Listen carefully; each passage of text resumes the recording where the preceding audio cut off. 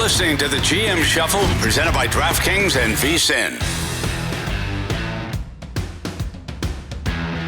Welcome into the GM Shuffle. The GM Shuffle is presented by DraftKings. DraftKings, the crown is yours. I'm Geoff Schwartz, 8 years in National Football League, alongside Marty Hurney, former Carolina Panthers general manager and Washington Commanders EVP of player personnel, 30 years now for us. And we do not have a game this week unless you classify, Marty, the Pro Bowl flag football game, which I believe is this weekend, as an actual NFL game. The Pro Bowl is turned into whatever it is, Marty. It's on TV. You don't have to watch it. I won't be watching it. We will be watching a Super Bowl in just about 9 days from now. We'll have you covered mostly next week, Monday and Thursday, with Super Bowl thoughts. Today, though, Marty, so we have no football upcoming to discuss. We're going to talk about coaches. We have 8 coaches that have been hired so far. We'll talk about those 8 coaches. We'll talk about the 2 job openings. And then the topic that you brought up, I think, is really interesting, is like, what's the front office doing right now, right? There's all-star games for college. There's draft preparation. There's free agent look. So we'll talk about all of that in the show. And let's start with the Buffalo Bills, Marty. We've talked about Buffalo a lot now over these past couple of weeks as they have fired Sean McDermott. They hired Joe Brady, a name that I don't think we really brought up as an actual candidate, Marty, for this job. First thoughts on Joe Brady getting the job? Yeah, I was with Joe in Carolina, and I really like him. I was surprised, Geoff. You're right. We didn't really mention. We knew he was interviewed, but we thought they might go a different way. I think this really confirms, Geoff, what we were talking about the other day. Is I really believe that the change in head coaches with Sean McDermott was more about time, more about, quote, the life cycle as a head coach, more about maybe needing a new voice in front of the room. And because when you stay in-house like that, it shows that there are a lot of things right. And I think there are a lot of things right with the Bills organization. I think Sean McDermott was one of those. He did a great job. But 9 years as a head coach at the same place, I think it was just timing. And I think this really kind of confirms or reinforces that theory because obviously, Josh Allen was a huge part of this process. Right. And he obviously has a very good connection with Joe Brady. I heard that Joe did a great job in the interview. And they stayed in-house. And I think it really does show you that, listen, it isn't that that Sean McDermott did a bad job. It was just that time. So a couple of thoughts here from me, Marty. I get what you're saying. We totally, I think, are on the same page when it comes to the idea that it was time for McDermott to go. But is it accurate to say that when you fire McDermott and promote Joe Brady, it feels like you're putting all the blame for lack of success, whatever you want to deem success, on Sean McDermott? It doesn't feel like that's actually what's happening here, right? But that feels like what they did. They said, okay, McDermott, it's your fault. You're out of here. Now let's put Joe Brady in charge. Things will be different. And I think that's a simple-minded way to look at what's wrong with Buffalo right now. And I'm not saying that I hate the hire, but was Joe Brady being hired by anyone else as a head coach? Probably not in this cycle. I went over this the other day. I don't love the player getting to choose the best player, Josh Allen. It feels like this is a Josh Allen hire, right? We're going to hire Joe Brady because Josh Allen likes him. What is different about this team next year when you bring back everyone but the head coach? Well, and I think it was more so the defensive staff, Geoff, and I think that it really was. It was pointing at, hey, we're scoring enough points on offense. We need to get better defensively to win games. I agree with you. I think one of my main concerns here is that I've never seen. Have you ever seen a player that involved? I mean, I'm sure Peyton Manning was when he was in Denver and John Elway was there. I'm sure he was involved a lot. I'm sure there are quarterbacks that are involved behind the scenes, but I think this is the first time that it's really been publicly acknowledged about how much input a player had in the head coaching search. And I mean, my only concern would be, does it lead toward bitterness or jealousy or whatever word you want to use inside that locker room if the Bills don't win in the next year or two? And if Josh Allen doesn't play the way he's expected to play. But I think this puts a lot of pressure on Josh Allen. And obviously, I said at the time, listen, Terry Pagula and Brandon Beane knew this puts pressure on them. They make this change. They let a good coach go after 9 years, made a change. Now they go to Joe Brady. It doesn't matter what we think. It really just depends on what the results are and how this works out in the fall. And I think Brandon Beane has a very good feel of how he wants his organization to look and how he wants the team to look. And obviously, Josh Allen is a huge part of it. This does put a lot of pressure on Josh Allen too, because if this is the guy they handpicked for him and he had a say in this, the Peyton Manning was interesting because if I recall, John Fox was there, right? And then he got fired. They brought in, they just elevated Kubiak. Is that what they did? Or Kubiak was already on the staff, or they brought him in afterwards? It was after the season. After the season, yeah. So, I mean, maybe Manning had a say in that, obviously ended up with the Super Bowl. So, the hope is obviously that Joe Brady can lead them to Super Bowl here. Obviously, defensive improvement and roster construction will be important for Buffalo.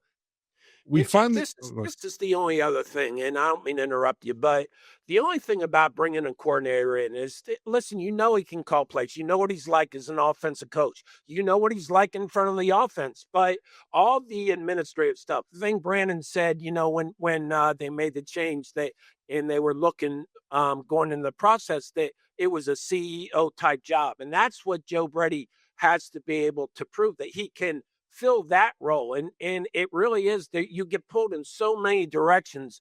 You really have to have CEO mentalities there.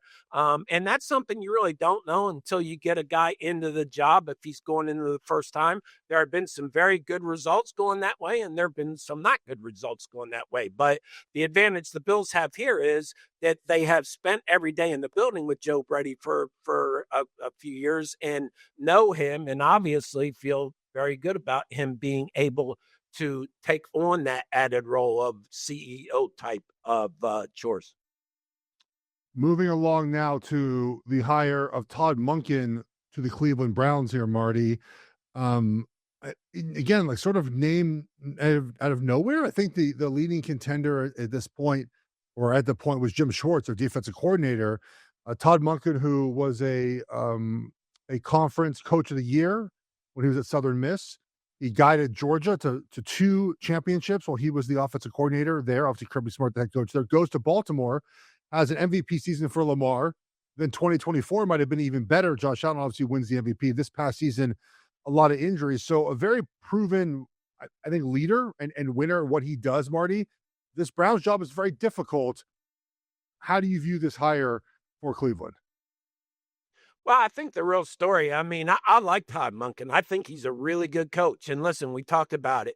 The Browns got turned down by a couple of candidates. And I think Todd Monken is a very good candidate. And I think will be a very good head coach.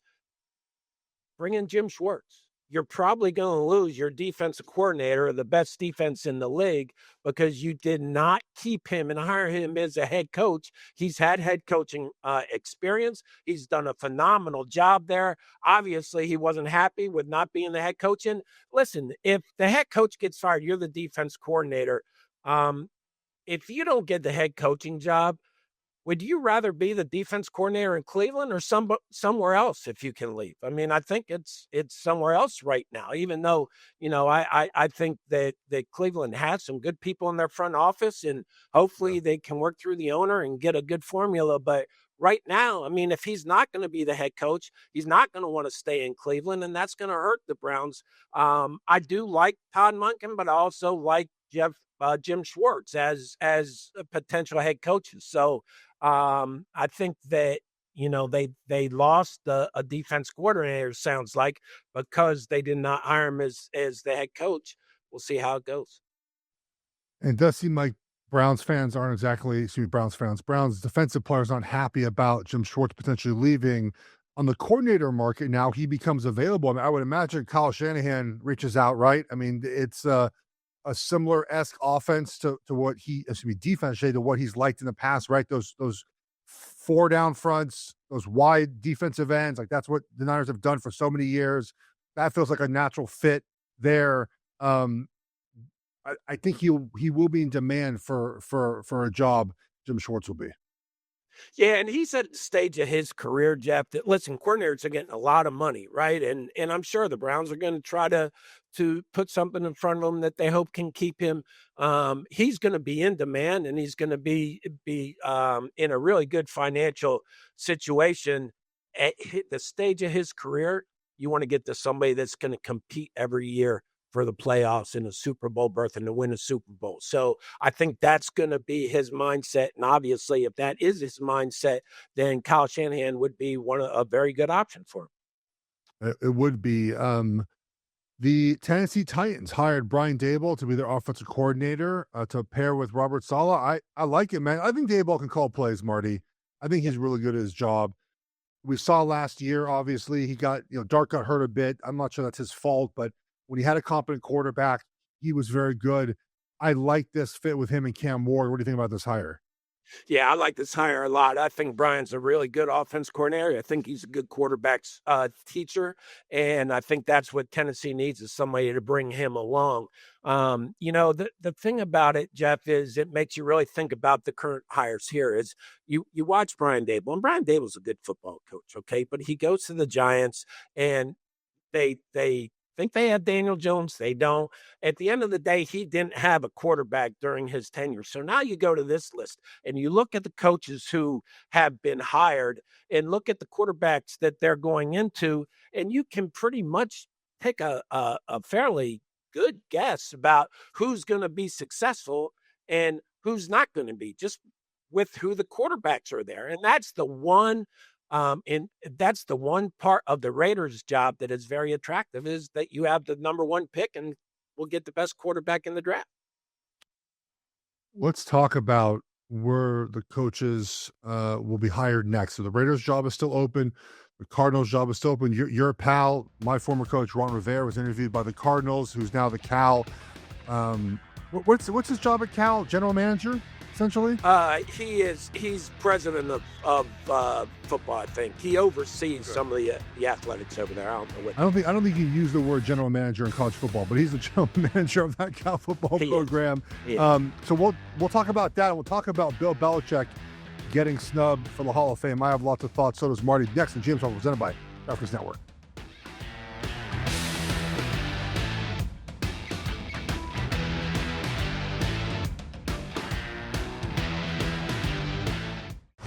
You're listening to the GM Shuffle, presented by DraftKings and VSiN.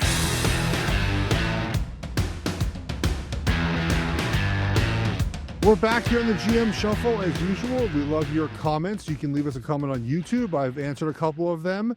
You can leave us a comment on social media. You can leave us a comment in the review option on iTunes or Apple or Spotify. So please let us know how we're doing. Also, let us know Super Bowl pick, especially on YouTube. We'll talk more about Super Bowl here, Marty, in a little bit here.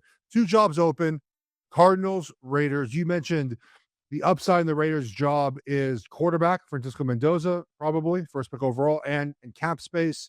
The Cardinals' job is a little murkier with the quarterback situation. It does feel like both these teams are now waiting for Clint Kubiak to finish his season with Seattle. There are rules right now that prevent him from interviewing and preparing for that because he's got Super Bowl to prepare for. Does it feel like to you Clint Kubiak will take one of these jobs? I would imagine the Raiders' job, is weird to say, is the better job right now.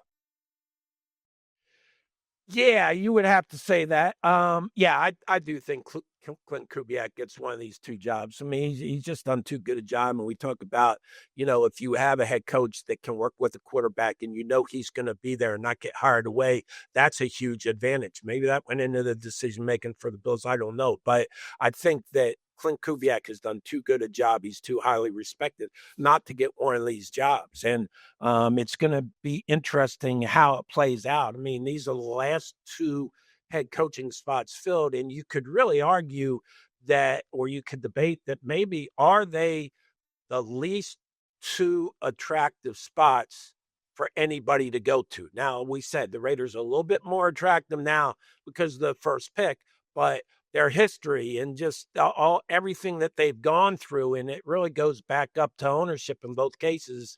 Are these the 2 least attractive jobs that were available this year? Well, the Raiders job, you get the first pick overall. If you love Mendoza, man, like that's a good job to have. I mean, I know they haven't been done a lot of winning. The roster is not great. But if you believe in Mendoza, it's not a bad job to have. Tough division, of course, but so the NFL's tough. Who cares? Like that's just I love what I hate that talking point. Oh, that division's tough. Okay.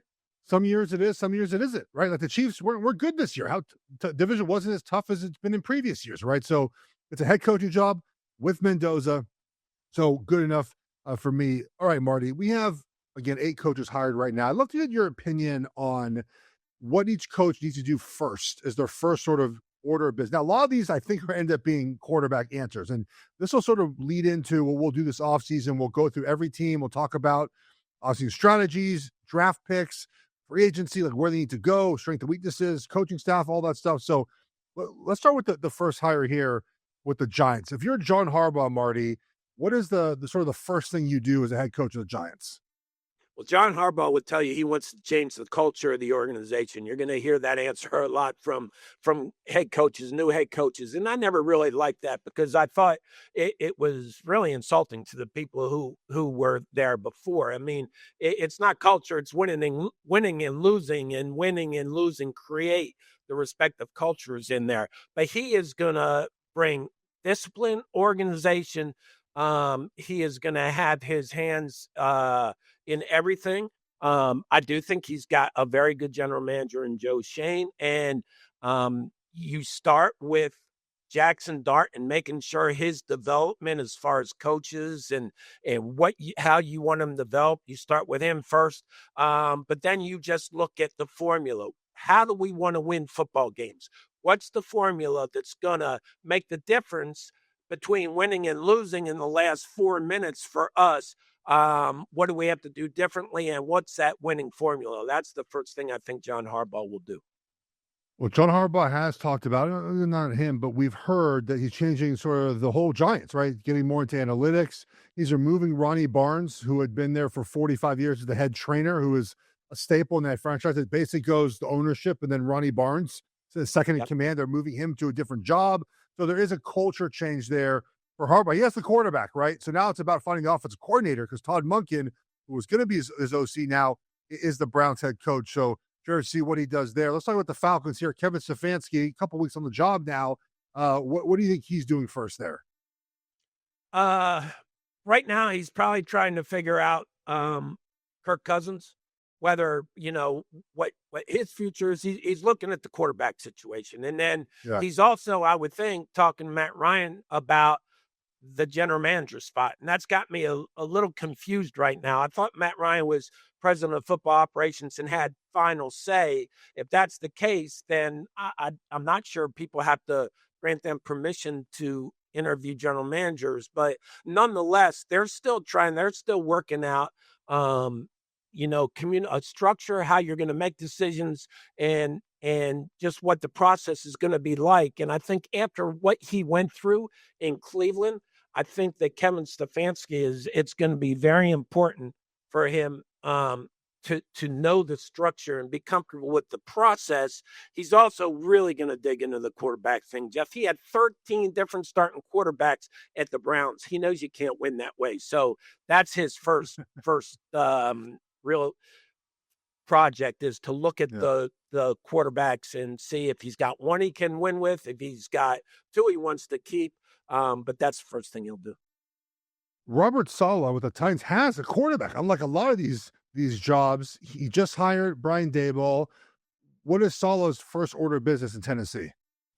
Boy, I tell you, they're off to a good start. I mean, his first order of business was getting an offense coordinator with the quarterback, and he's got that now. He's got that combination of Cam Ward and Brian Daboll. So now what he's doing is he's going through his staff, and then he's going through every player with Mike Morganzi, the personnel side. He's trying to get caught up on where they are talent-wise, where they are as far as the overall attitude of players go. And he's trying to get an idea there. And again, sitting down with the staff and figuring out the question, what's our formula? How are we going to win football games in crunch time?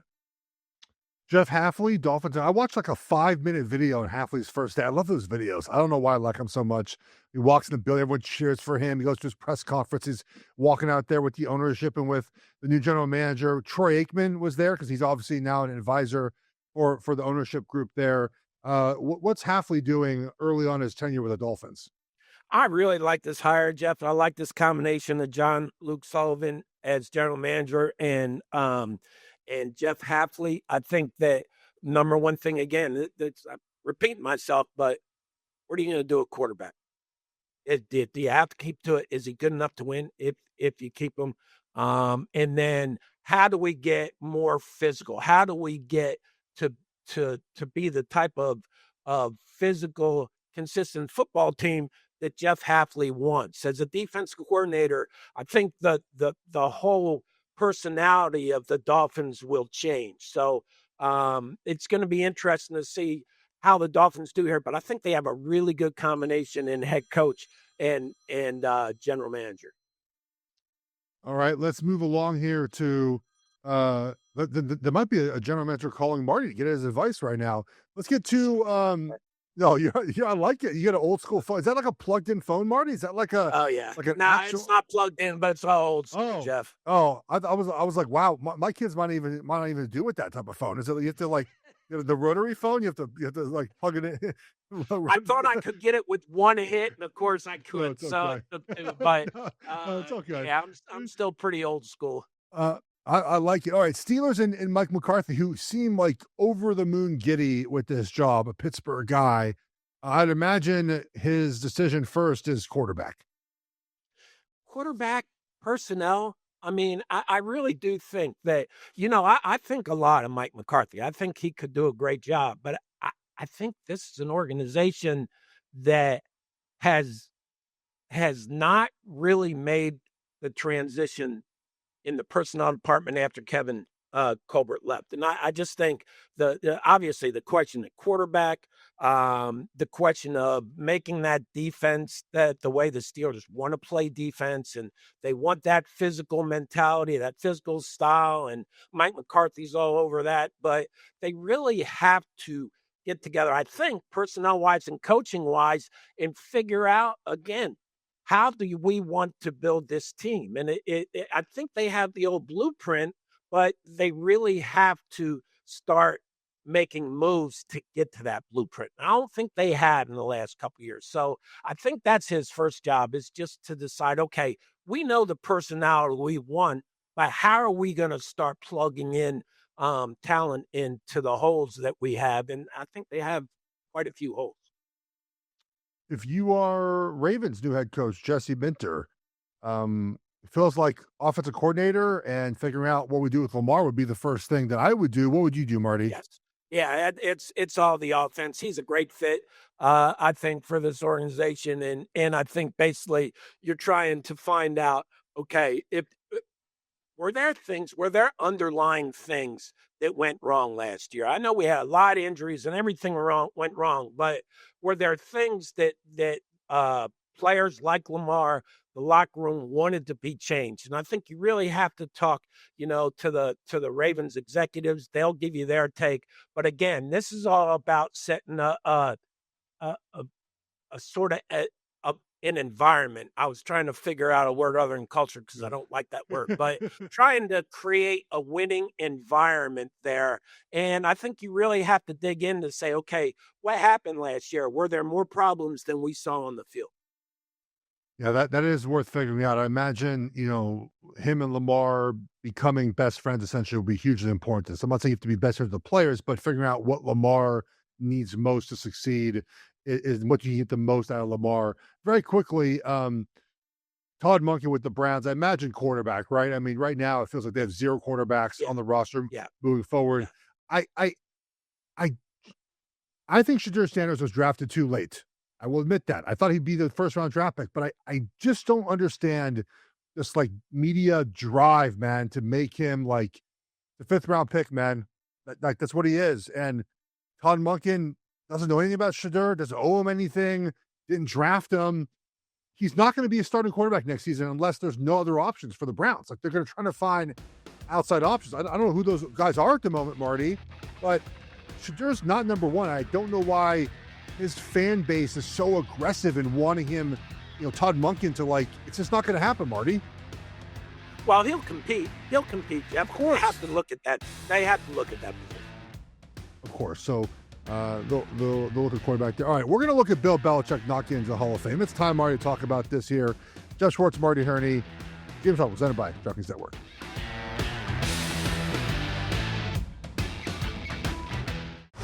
You're listening to the GM Shuffle, presented by DraftKings and VSiN.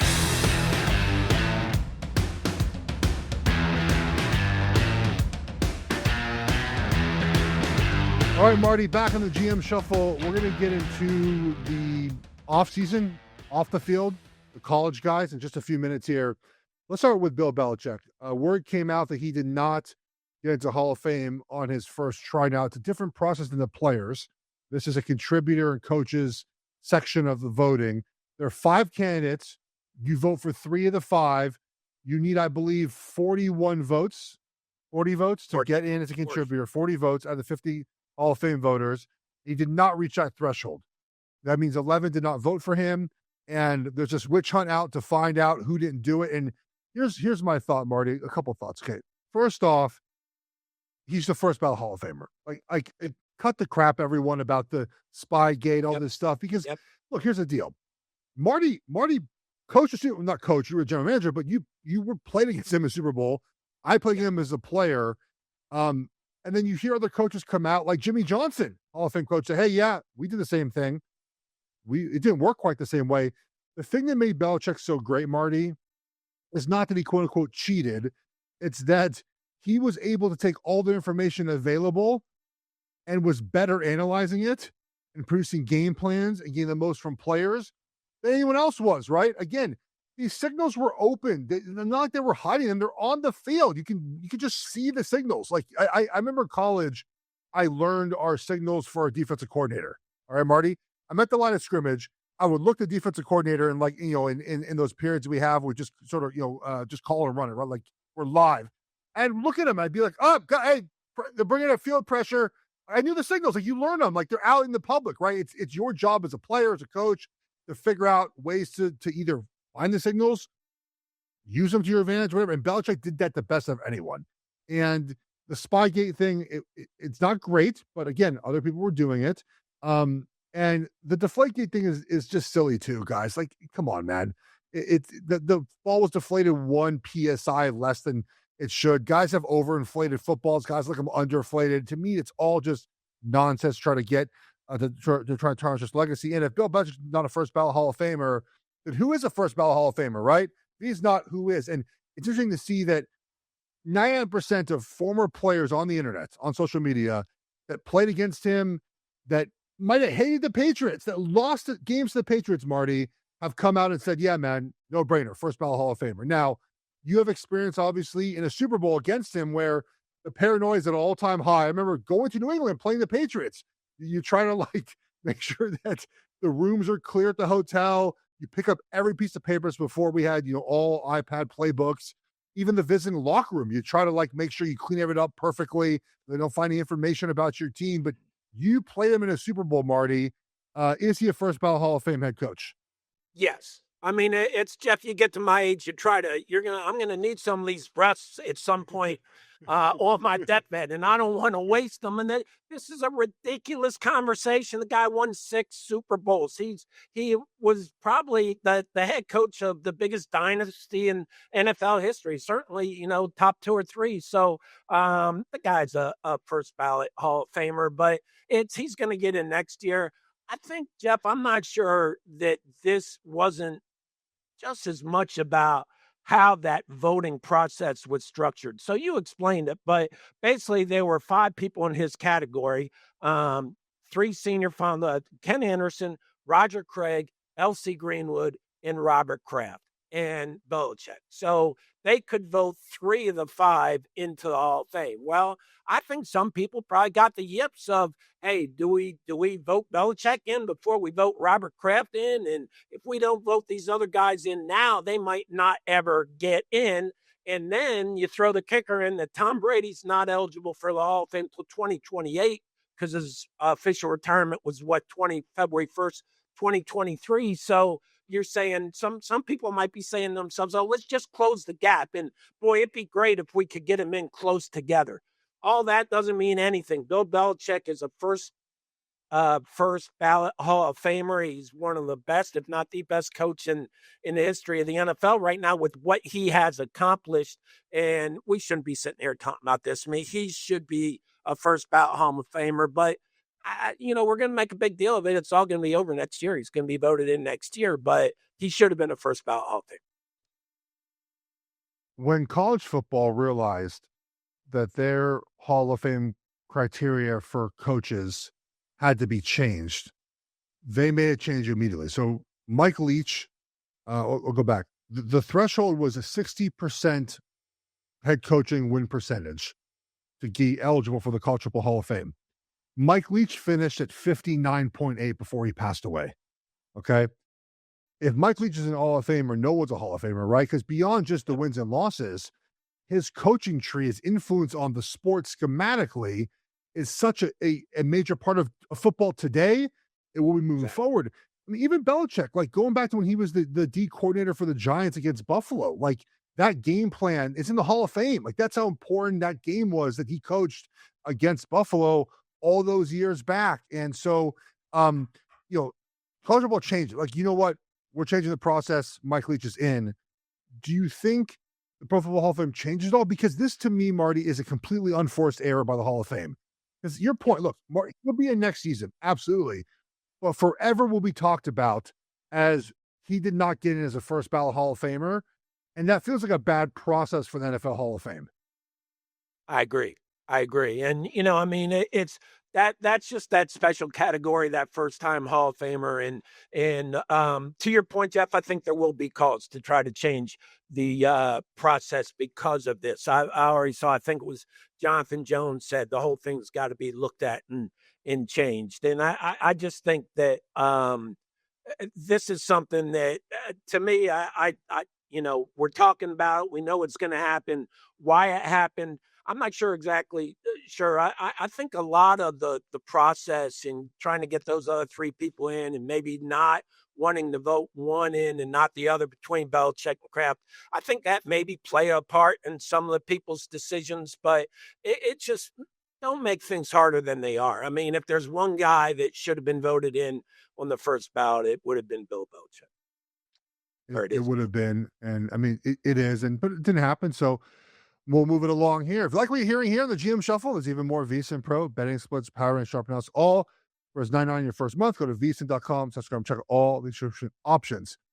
Now that we have entered the NFL offseason for all but two teams, our attention, Marty, shifts to the draft. The draft is coming up. The NFL does a great job of the buildup toward the draft. We talk about this often, the hope that the draft brings a lot of teams, and that starts with the evaluation of the college football players. And it starts with what we've seen this week, which is the Senior Bowl. Last week was the East-West Shrine game. In a couple of weeks, we'll have the Combine. Now, we will break down these prospects in a much bigger way as we get closer to the draft. But, Marty, what are NFL front offices doing right now as they prepare for the draft and maybe even a little bit looking toward NFL free agency? What's happening in the building these last couple of weeks?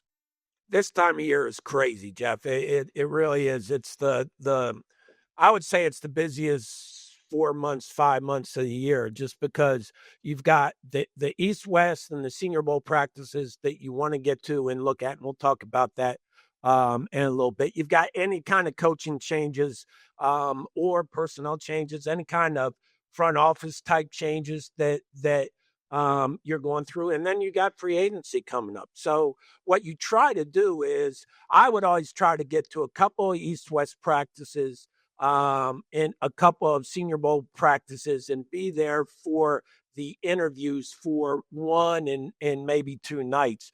And that way you get to see the players, the ones that you weren't able to get to, or the ones you were able to get to and had a question or you didn't like, now you can see him again for 2 or 3 days against some of the better players in the league, and that's a huge help. So you're trying to balance the traveling between the Senior Bowl, the East-West game.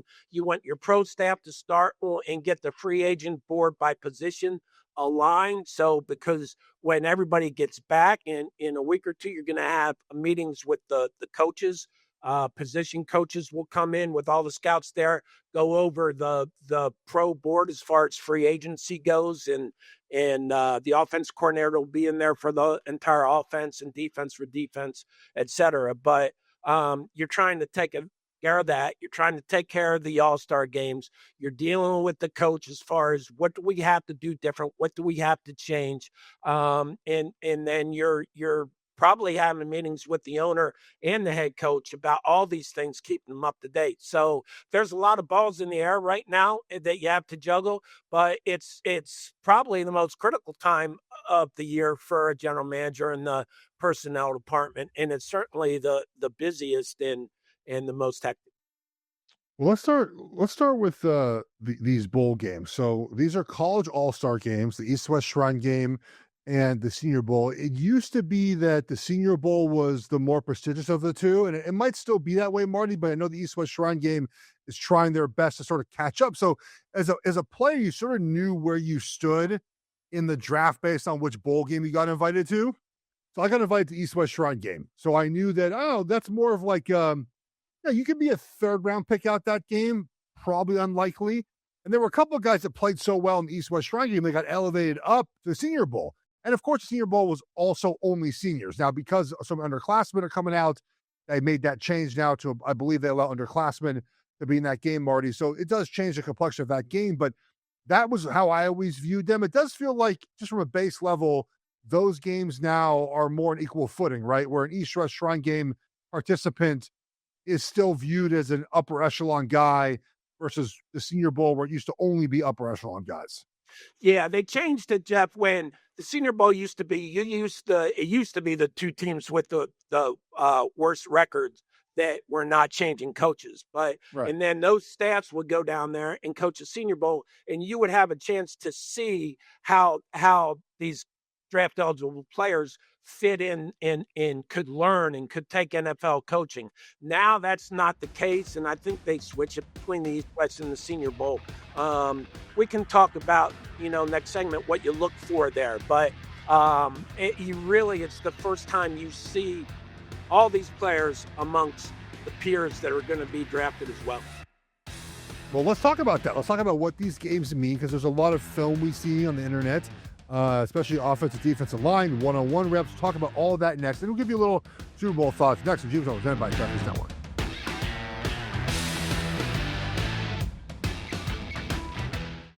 You're listening to the GM Shuffle, presented by DraftKings and VSiN.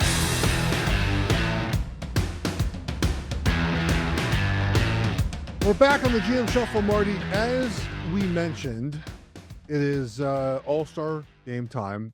And I remember when I went as a player to East-West Shrine game, I came from Oregon, and I viewed it as opportunity to show myself against better competition and a different offense, because these college offenses are not what you run in the NFL.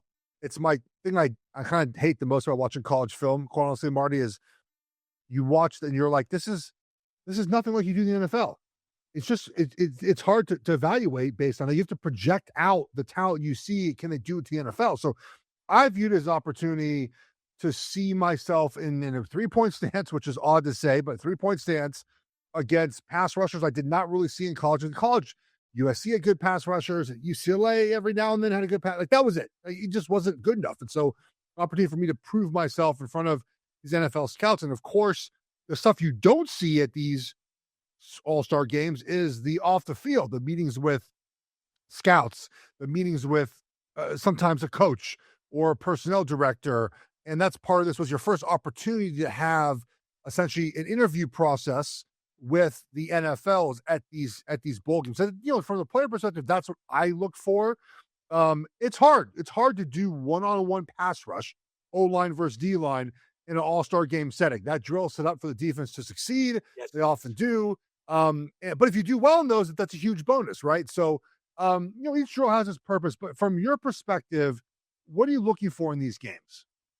Well, just for that, I thought of you last night. I saw, so I was watching, and they ended it with one-on-one defensive end against a tackle, I guess, with all this space. And the guy runs 20 yards and gets past them, and all the defensive players are going crazy. And Marty, I said, Jim Schwartz is going nuts right now. I have the other day I saw a guy get trucked. It was a bad rep. He slipped, and he just played he had just played Miami, the big left tackle from Miami. He reminds me of Brian McKinney, a former big tackle from Miami. He just finished his season 8 days ago. So he's on the field doing one-on-one pass. He gets trucked on a rep. He's played better since then. I'm like, okay, it's one rep in pass pro.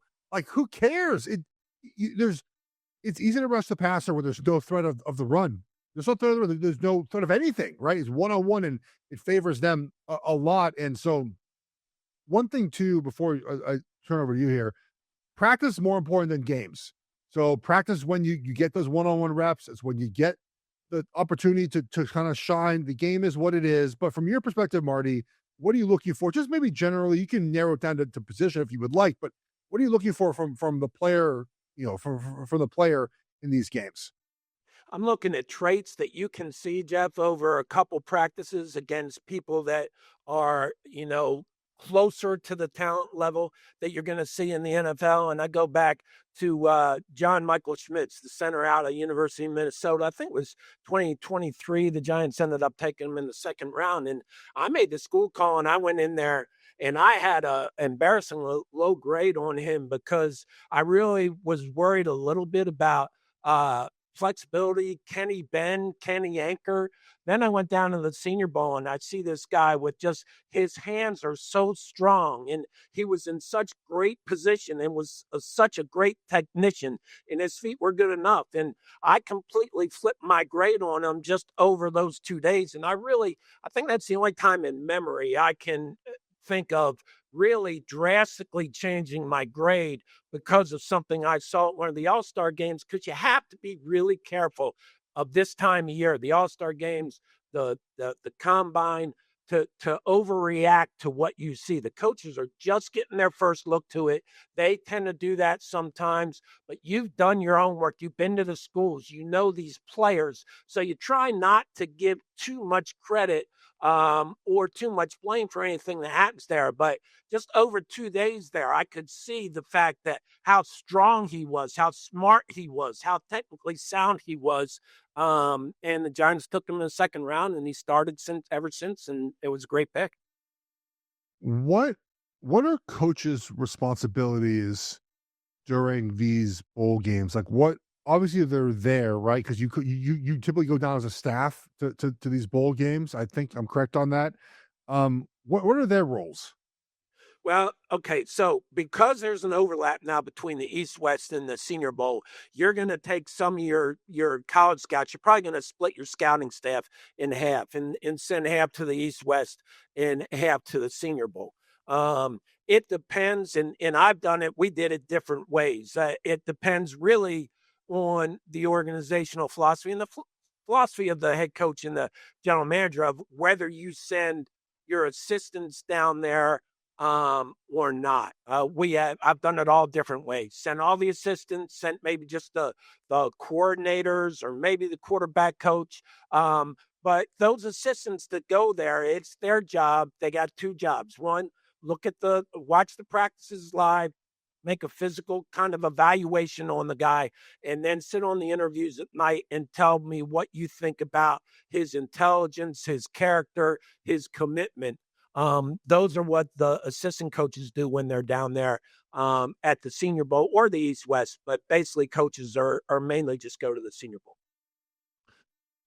Do you think it's easier for a player to go up or down based off a bowl game? I've always contended that it's probably easier to go down a little bit, right? Like what you've seen on film for 16 games or whatever it is in a season or even entire career. They get to a bowl game and they play so poorly.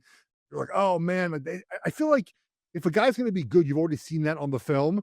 And if he plays poorly in the game or this practice week, so have you always felt that way? Like from my perspective, I always felt like a combine. We'll talk about playing with the combine. Can really only hurt a player, even though you should go and compete. But did it feel that way for you as from the scouting perspective? Well, that's what I was saying. I was really reluctant with Schmitz to make a huge change because I didn't believe in doing that with all-star games, Geoff, or the combine, to tell you the truth. Now, you find when you get up close and you see guys, and again, it's traits, can he run? What's his physicality? With Schmitz, his hands were just so strong and he was so technical of what he did. Um, I don't think you can make big grade changes from either the All-Star games or the combine. And the combine is going to be, you have to, if a guy comes out and let's say a wide receiver comes out and runs a 4.8, well, he's not going in the first 2 days. You know that. So in your mind, you make those type of changes. But I think you have to be really careful. I always said, believe in what you got from the school call, believe in what you get from the tape, and believe what you get from what you heard about the guy at the school, what you heard about the player as far as his commitment and his football intelligence. Well, now I'm gonna spend the rest of the day watching one-on-one pass rush. I just decided to do that. I'm gonna get the film. We're gonna watch these guys. We're gonna grade them and give them very, very tough grades now on the But pass you're rush. So looking again, at traits, right, Geoff? You're Right. looking at traits when Yes. you do that. Yeah. And now you have to figure out whether the guy can come in and do it in a team setting and at the level that you want him to do and be able to do it quickly because his mind doesn't slow No. his body.